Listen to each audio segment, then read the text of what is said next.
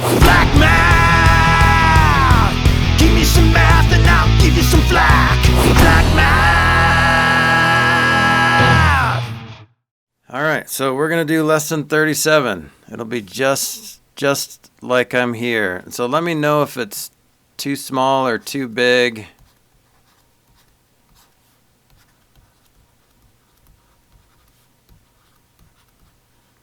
How's that look? Is it readable? Yeah. Okay, good. Is it too big?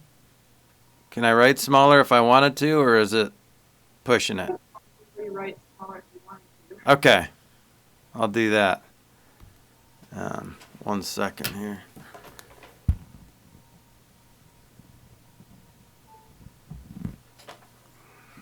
Sorry, my cable wasn't plugged in all the way and the battery's going to run out. Okay. All right, so we're going to talk about inequalities.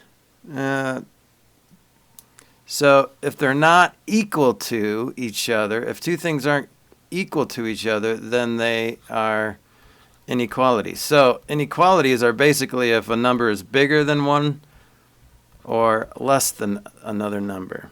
Okay? So this is something that we did in pre-algebra and Math 7 a little bit, but the most classic form of inequality is, of course, an inequality. So 4 does not equal to 5. So that's one symbol. If I had 4 is greater than 2, that's another symbol. Obviously, 2 is less than 4. But if I had something like this, greater than or equal to 2, then that could be 2 or it could be greater than 2. You guys know this stuff. So it doesn't make any sense to do something like this. 4 is greater than or equal to 2. Well, it's just 4 is greater than 2. So it doesn't really make sense to have this greater than or equal to symbol in math that's not using variables. So before algebra, the greater than or equal to or less than or equal to didn't really make a lot of sense. Okay, so what we're going to do is we're just going to solve inequalities, but I think in this lesson they're just already solved for you. So solving inequalities is just like solving equations. So for example, if I had x plus 2 equals 5, well, what we did before is we subtracted 2 from both sides, right? Well, you already know it's 3, but that's how you solve an equation. But you can solve an inequality the same way. So if I said x plus 2 is less than 5, then just solve it the same way. Just get rid of 2 from both sides. And so x has to be less than 3. So if you think about a balanced scale, so I'll just draw one on here.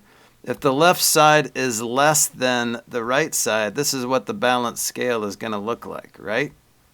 So if you remove 2 pounds from both sides, it's still going to look the same. It's still going to be less than the right side, okay? So it kind of makes sense that the properties of equality, which are, addition property of equality, you can add the same thing to both sides, you can subtract the same thing from both sides, you can multiply the same thing to both sides, divide the same thing from. It makes sense that those properties would work in an inequality. So we're not going to get into much of that right now, but let's do this solution. Sorry, I left my notes at the school, so I'm just coming out of the book right now. So that's okay. We can do this. So 0, 0, okay, let's just get into some examples here because I think you guys have done this, so we're gonna get into example. Here's example 37-2. So I'm gonna save that page, and then I'm gonna go to a new page. All right, so this is example 2 on lesson 37. So we're going to draw a number line and graph the solution of x is less than or equal to 2. Graph x is less than or equal to. 2. Well, what numbers are less than or equal to 2? You can hold up your fingers if you want. What numbers are less than or equal to 2? 2 is less than or equal to 2. That's right. Good job, Audrey. Okay. And the rest of you were correct as well. 0 is less than or equal to 2. So good job saying 0, everybody else. Also, you know, 1.99999999999 is less than or equal to 2 as well. So how would I graph that on a number line? So if I just have a couple things here, and really you don't have to be too detailed. If I just see a 2 on your number line somewhere, then that's fine. So now the trick is you have to figure out how to graph this. So in the past, if I said x equals 2, what x equals 2 looks like this. There's a 2 on a number line there, and you just put a dot on it, and you're done. Okay? Well, yeah, x does equal 2 in this situation, so we're going to put a dot on it, but so does everything on this side. So what we're going to do is we're going to shade to the left. Okay? So that is the solution. That's how you describe the solution for x is less than or equal to 2. Some people do this. I don't like people who do this. So if you're one of these people, I'm sorry. We're going to have words when I return. But some people put a dot above and then they put an arrow to the left like that. That's cool, but I like it on the number line because it feels like it's on the number line, which is where it's supposed to be. Okay?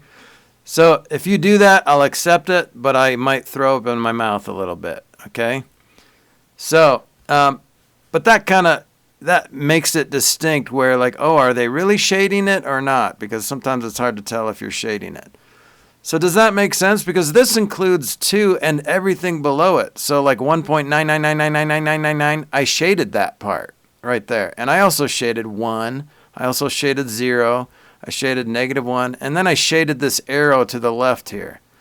So that tells me everything. Even all the negative numbers up to -infinity are shaded.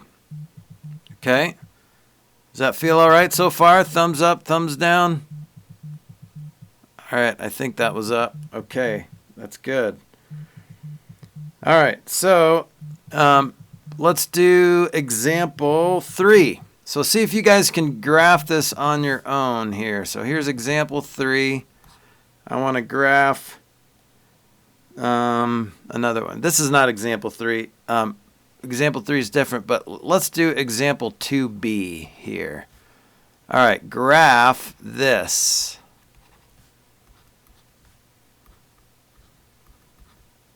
Okay, so see if you can graph that on your paper.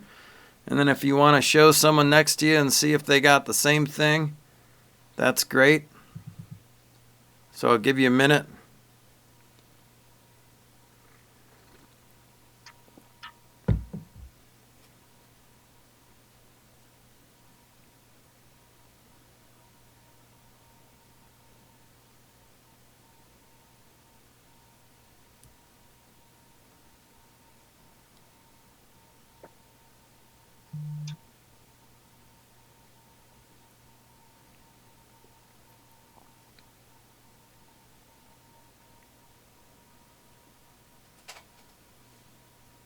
All right, do you guys need more time?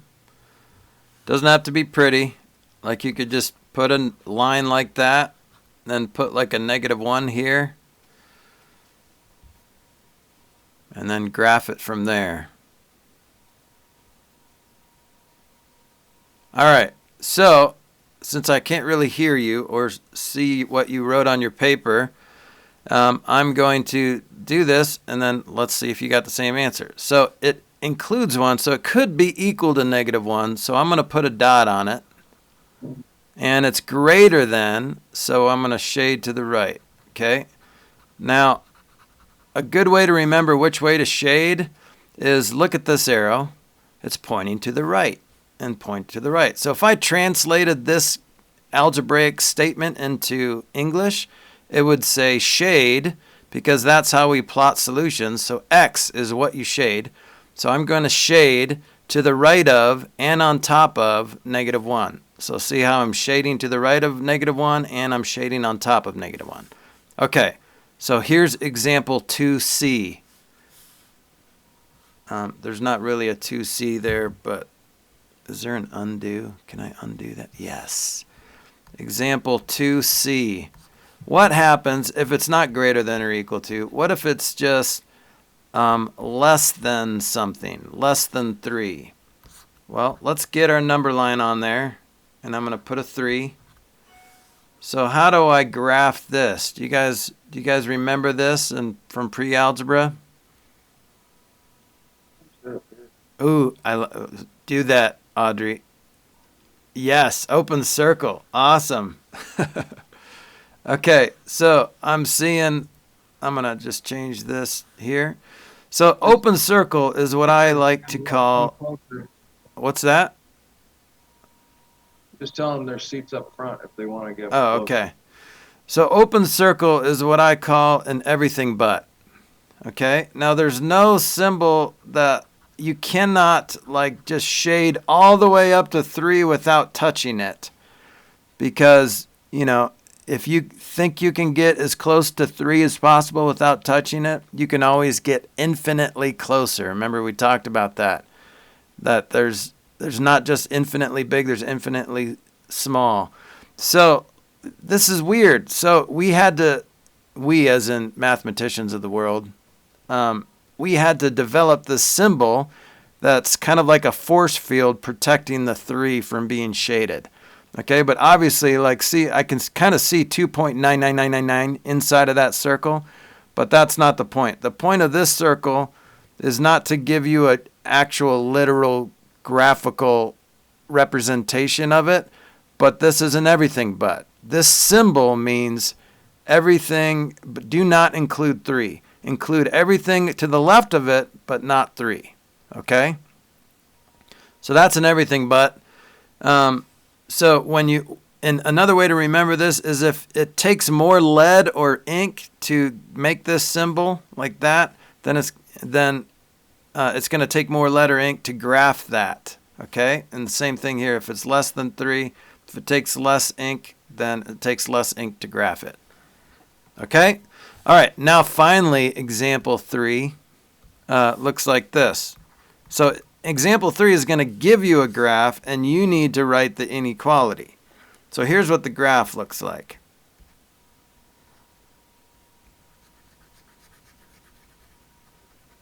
Okay, so write an inequality for that, and then show somebody next to you, see if they get the same thing.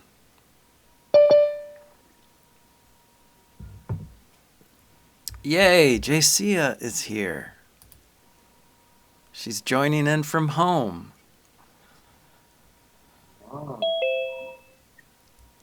Hi, Jaycia.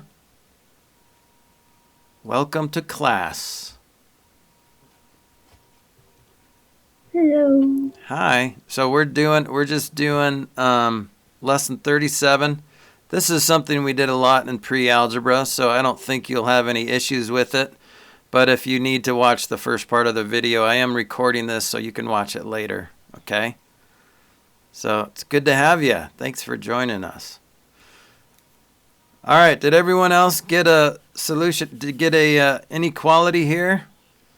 All right, so I'm going to write the answer, and we'll see if you get the same thing. So it's always x on the left, and there's going to be some symbol here. And since this is an open circle, well, since I'm shading to the right, I'm going to shade to the right, so I'm going to point to the right. And that's also the arrow that I shaded was the right arrow. That looks like that as well.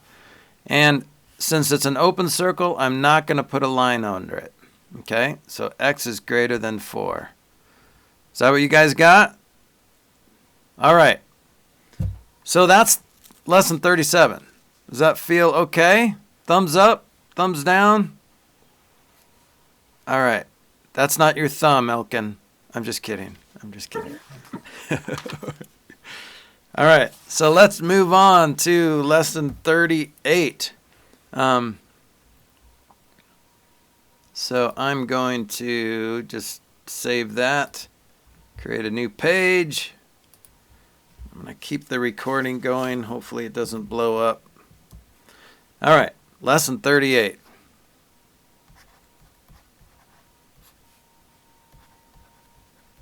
We're going to talk again about ratios.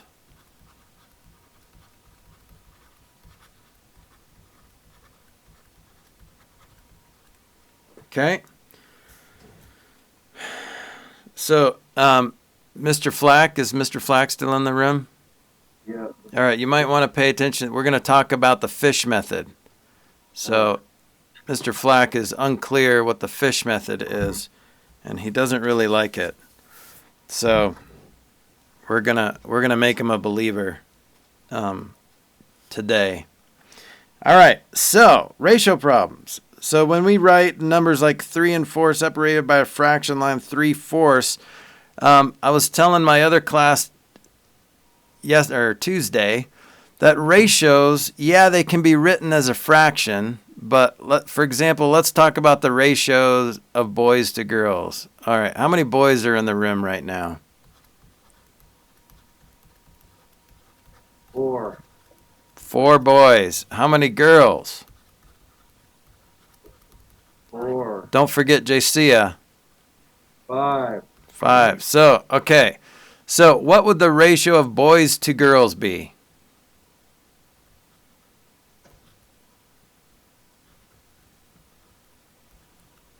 Four to 5. Good job.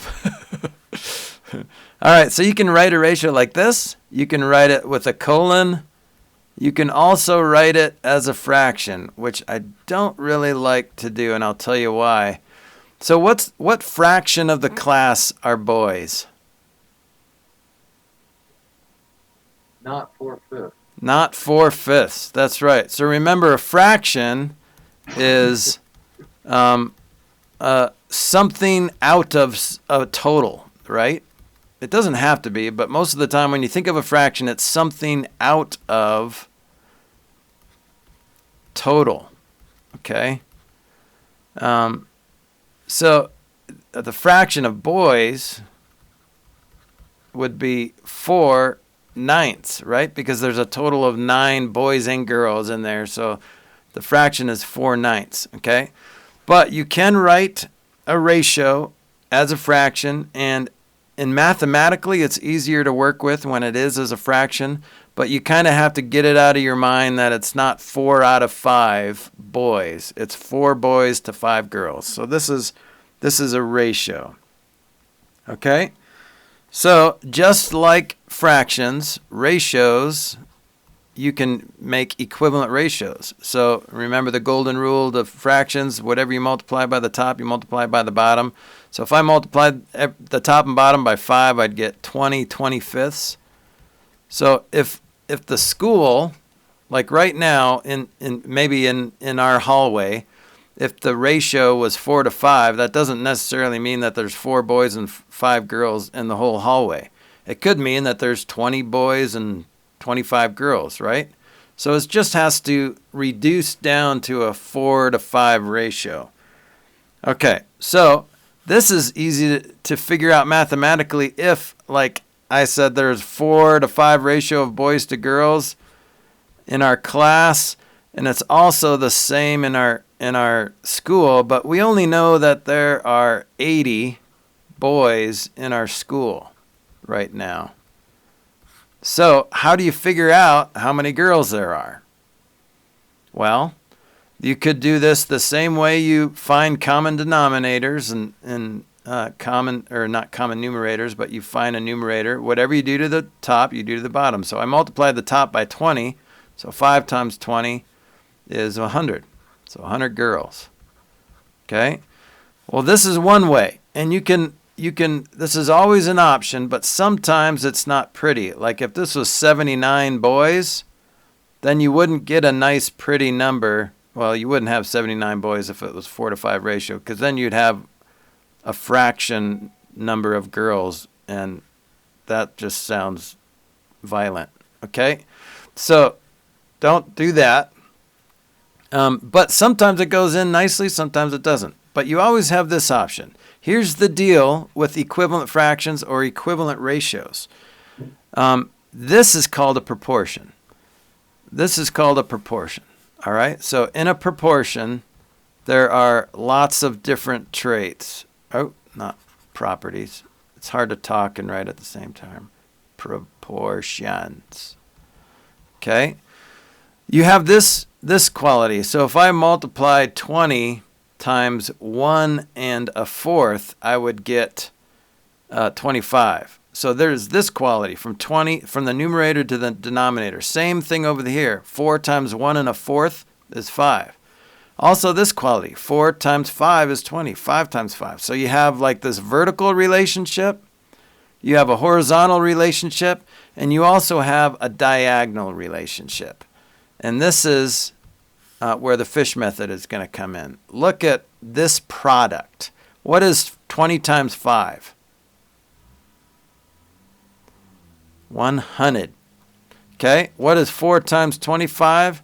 That's also 100. So cross products, we call these cross products, which again, I don't really like that name, because are you talking about going across, or I guess it's forming a little cross there, but think of cross products as diagonal products. So the diagonal products. Your sound is cutting out weird.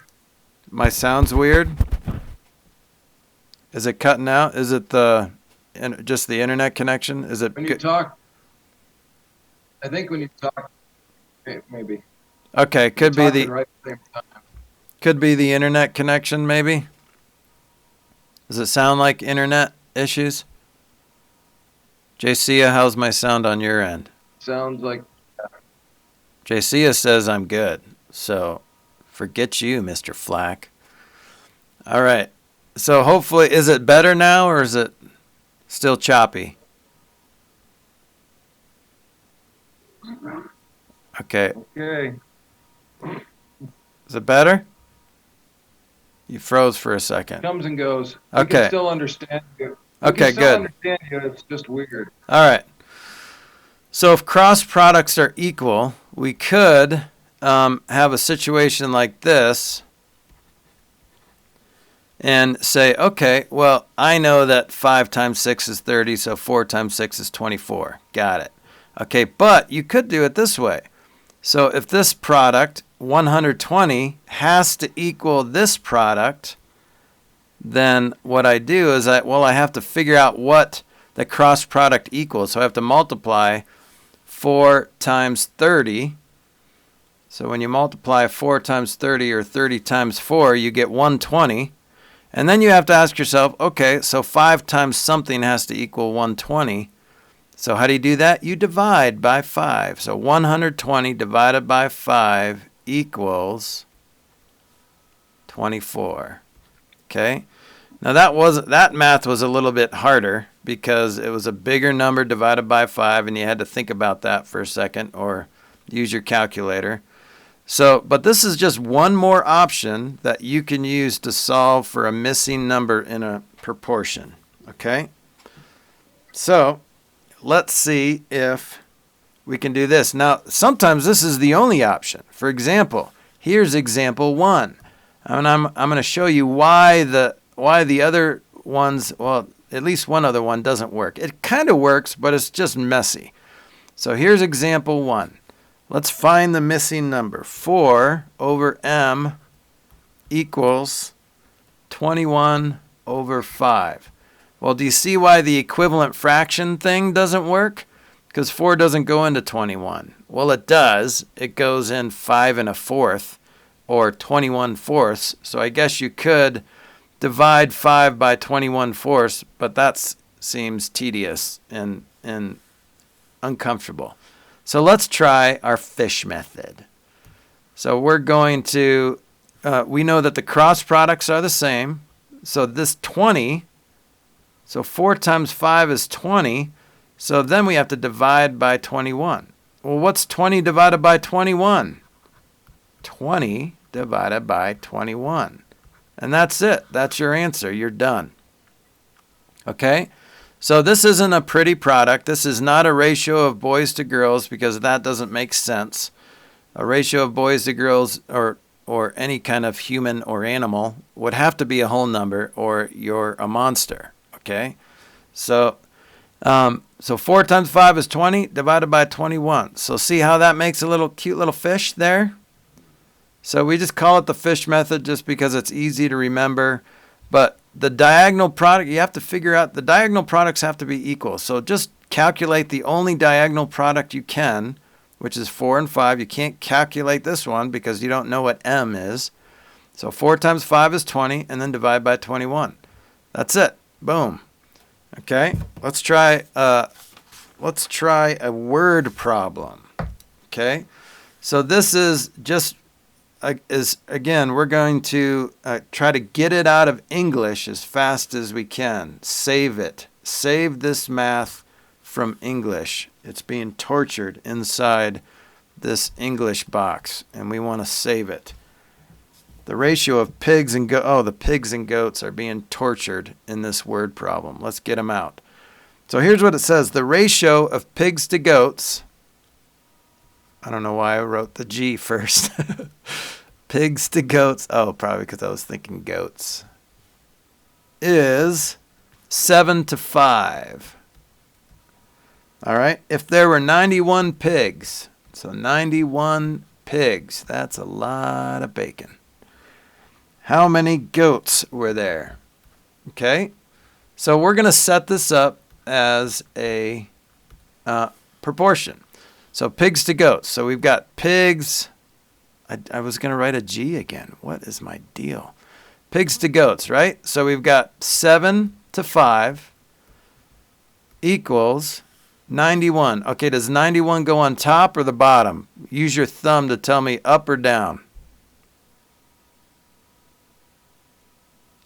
All right, JC has got her thumb up.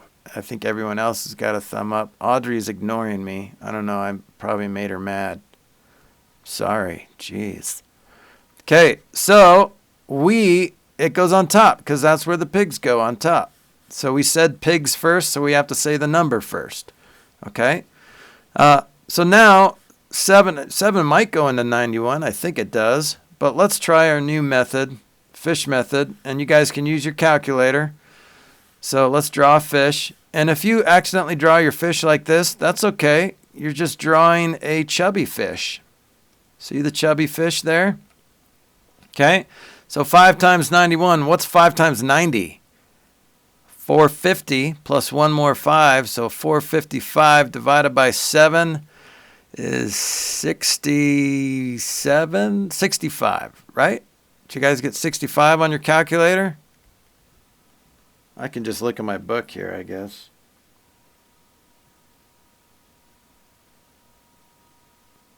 Yeah, I got 65. So 65 goats, okay? So you could have done it this way, so I'll use a different color and show you. Well, 7 does go into 91. It goes in 13 times. So 5 times 13 is 65. Honestly, this is the easier way to do it if you can do it. So if this is a nice math problem, if 7 goes in nicely to 91, then do it this way. It's a lot easier, okay? I'm going to show you one more thing. This makes ratio problems a lot easier, okay? So we're going to do the next example with what I call the ratio box that looks like tic-tac-toe, okay? So when you don't know, tic-tac-toe. That's right, okay? So here's what example 3 says. In the same barnyard, the ratio of chickens to ducks. Wow, I'm just so hungry all of a sudden. Aren't you guys? All this talk about pigs and goats and chickens and ducks. I haven't had breakfast. So, chickens and ducks. Sometimes I say things out loud and I don't mean to. I'm sorry. I forget. Because you're not here, so I don't know if you really exist. I just see a little video on the screen, and so I don't know if you're really there or it's some trick of my mind. Okay, in the barnyard, ratio of chickens to ducks. So I'm going to go see. Okay, chickens to ducks was 9-4. There were 108 chickens. How many ducks? Okay, so when you don't know, tic-tac-toe. So right over here, I'm going to put the labels. So I'm going to say chickens and ducks. And then later, we're going to talk about this, but this is the total. Or if there's no letter T, then I usually just put T. And this is the ratio column. And you don't really have to label this. You can just remember that that middle column is the ratio, and then the last column is the actual number. So ratio of chickens to ducks was 9-4. Okay, that doesn't mean there are 9 chickens and 4 ducks. It just means that's the reduced ratio of the actual number. Well, it tells us there's 108 chickens, and then we want to know how many ducks. So does this look familiar? Do you see the ratio or the proportion right there? Look, it's already written for you. Boom, boom, little equal sign. So now all we have to do is fish it to get it home, or we can use equivalent fraction. I think that goes in 12 times. 4 times 12 is 48. Okay.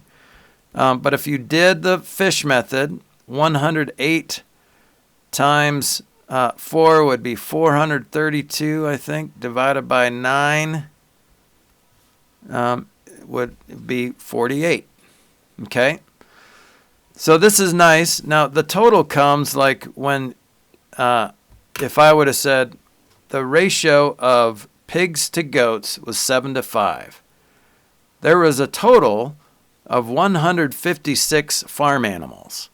How many ducks were there?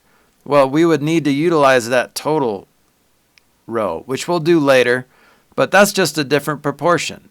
So you can just ignore the row that you're not using and just make a proportion out of whatever one you're using. Okay? So that's pretty much it for lesson 38. Okay? So you guys have, 20-ish minutes? Okay? So I'm gonna probably sign off so I can make sure that this recorded okay. But if you want to if you want to get 10 or more problems done, just let me know. You can message me on Schoology and let me know that you got 10 or more problems done in class. I'll take your word for it because I'm too trusting. And then Zan, you came in late. Did you do a practice test? Did you do your practice test? It's not due until midnight for 10 points. So you can still do it by midnight tonight and get 10 points extra credit on your test. But if you brought it with you, then I don't want you to have to upload it. Didn't bring it. Okay, so upload it. Oh, you did bring it? No. Okay, yeah, so just upload it sometime before midnight and you'll get 10 beautiful points, which is a letter grade. That's awesome. Okay, anybody have any questions, concerns? You guys good? All right. Be good for my brother. He's going to grade like stuff. So don't be poopy. I got another computer. Oh, you do? Okay. Yeah. All right. Well, if you guys have questions, then you can have my brother text me and I can jump back on. I just need to check the recording and see if it's working. Okay? I can probably answer the question. Yeah. Even the fish method questions? Do you feel good about the fish method? No, we'll just do real algebra. All right. Well, you keep telling yourself that. All right. All right, guys. Take care. It was good to see you. And have a good weekend. And hopefully we'll see you soon. Black man, give me some math and I'll give you some flack.